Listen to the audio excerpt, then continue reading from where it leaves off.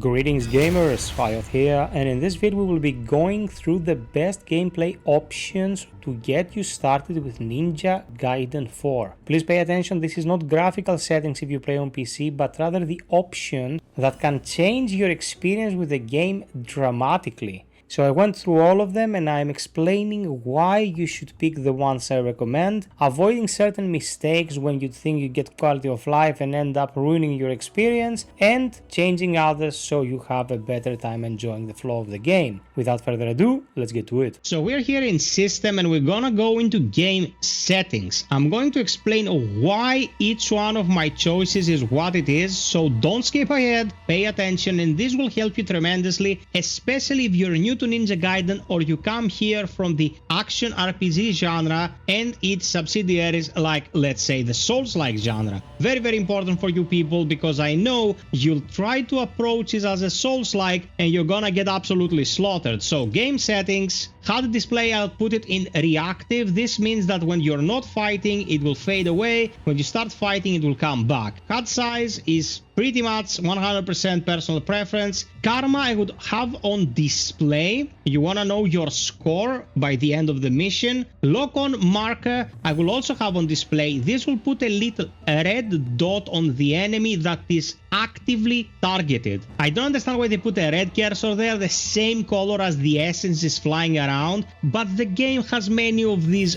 weird designed choices encoded in its DNA. So let's just bypass the baffling choice and keep it on display. Lock-on switch speed should be on fast, but lock-on in itself is something we have to discuss and understand. So lock-on auto target, what does this do? This will move your lock-on from the recently killed enemy to the nearest enemy. You want to have this disabled 100%, and I will explain why in a moment. Auto lock on when attack lands, disabled as well. In this game, you have to always manually input the direction of the enemy you want to attack and attack them on the fly. Locking onto them is a recipe for disaster, and there's a very simple reason for that. This is a very fast-paced, very reactive game, unlike other kinds of action games like Souls-likes. There you have to methodically approach enemies, position yourself, take your time, and make the best of the situation. Here you don't have this luxury. Everything is lightning fast. If every time you attack something you lock onto it, it restricts your vision,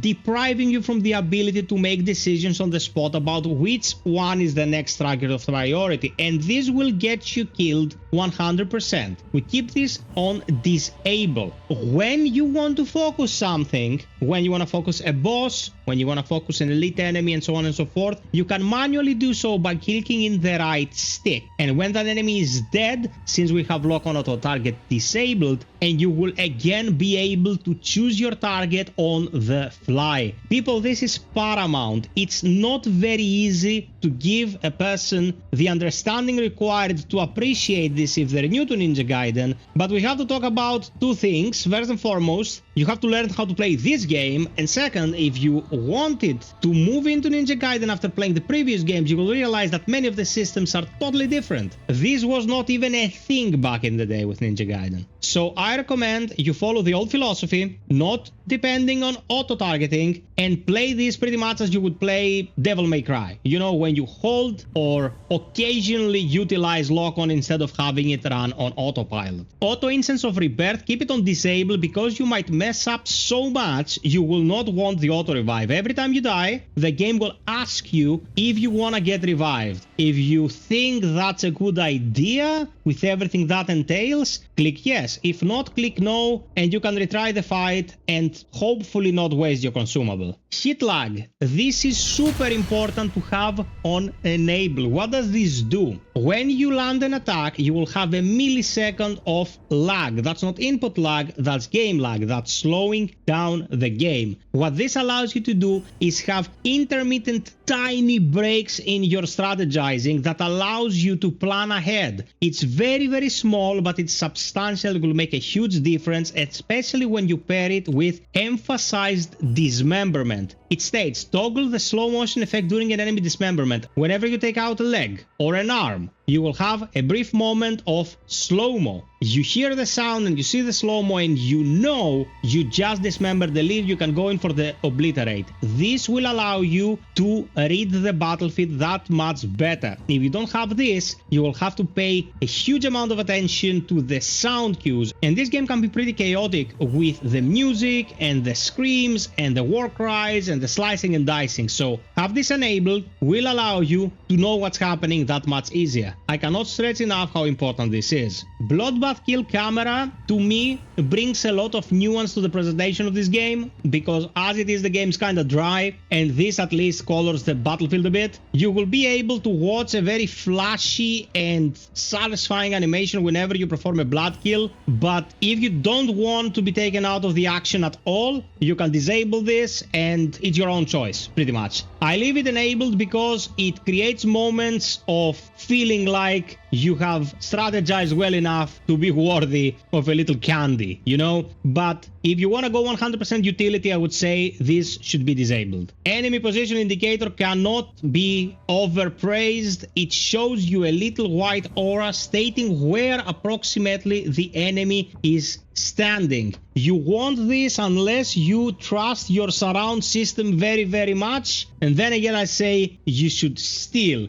give yourself the extra readability. Power attack telegraph, don't even try to play the game without this unless you've played it a million times and you know what's happening and when. You will see this exclamation mark and red aura whenever the enemy is about to perform a powerful attack, and you can interrupt it with your blood attacks or your gleam attacks later on. There's nothing to discuss here. You want to display this. Tutorial messages enabled for a first playthrough, disabled for subsequent ones. Now the button guide is a bit hit or miss. This will produce glyphs on your screen explaining button prompts all the time. If you don't want to see them, you can disable this. If you feel like you've understood what every prompt does, you don't really need them.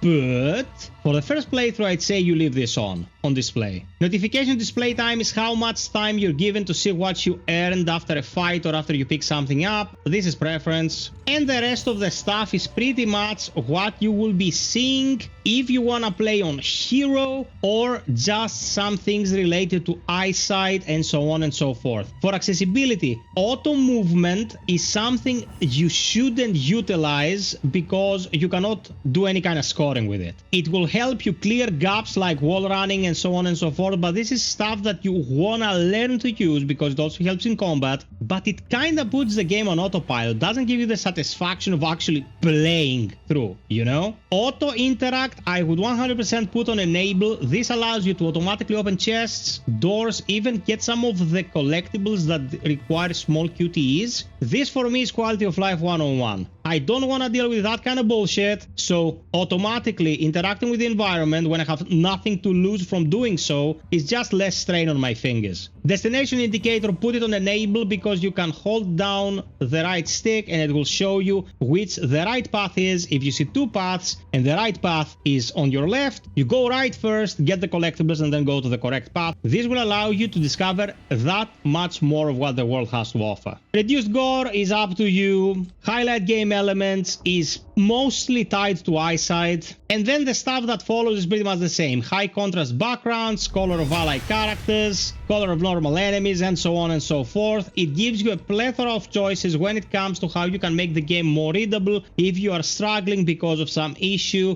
with your perception. So this is it, Ninja, my best gameplay options to improve and succeed in Ninja Gaiden 4. Click any of these vids for additional information. Subscribe, like, and hit the notification bell for more guides and streams. And until next time, be well, stay frosty, and always strive for perfection. Cheers!